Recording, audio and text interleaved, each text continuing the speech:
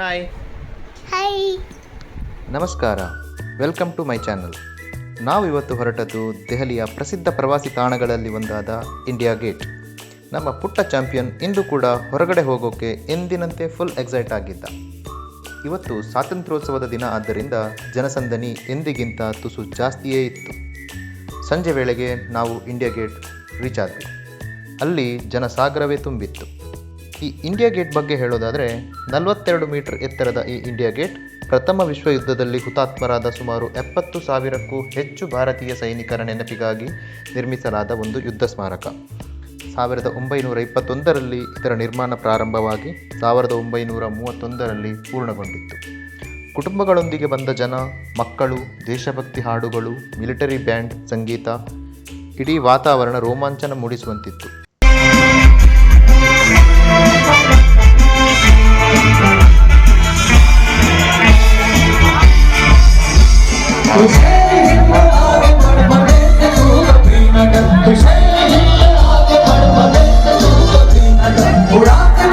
ನೀವು ದೆಹಲಿಗೆ ಬಂದಾಗ ಖಂಡಿತ ಒಮ್ಮೆ ಇಲ್ಲಿಗೆ ಭೇಟಿ ಕೊಡಿ.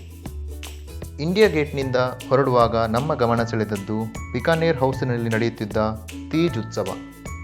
ರಾಜಸ್ಥಾನದ ಪ್ರವಾಸೋದ್ಯಮ ಇಲಾಖೆಯವರು ಇದನ್ನು ಅದ್ಧೂರಿಯಾಗಿ ಆಯೋಜಿಸಿದ್ದರು.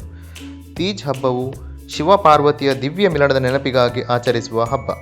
ಇದನ್ನು ಮುಖ್ಯವಾಗಿ ರಾಜಸ್ಥಾನ, ಹರಿಯಾಣ, ಉತ್ತರ ಪ್ರದೇಶ ಹಾಗೂ ನೇಪಾಳದಲ್ಲಿ ಆಚರಿಸುತ್ತಾರೆ. ಇಲ್ಲಿ ರಾಜಸ್ಥಾನದ ಸಾಂಪ್ರದಾಯಿಕ ನೃತ್ಯ, ಸಂಗೀತ ಮತ್ತು ಸಂಸ್ಕೃತಿಯನ್ನು ಹತ್ತಿರದಿಂದ ನೋಡುವ ಅವಕಾಶ ನಮಗೆ ಸಿಕ್ಕಿತು. ಈ ವಿಡಿಯೋ ನಿಮಗೆ ಇಷ್ಟವಾದರೆ ಲೈಕ್ ಮಾಡಿ, ಸಬ್ಸ್ಕ್ರೈಬ್ ಮಾಡಿ ಆ್ಯಂಡ್ ಶೇರ್ ಮಾಡಿ. Thank you.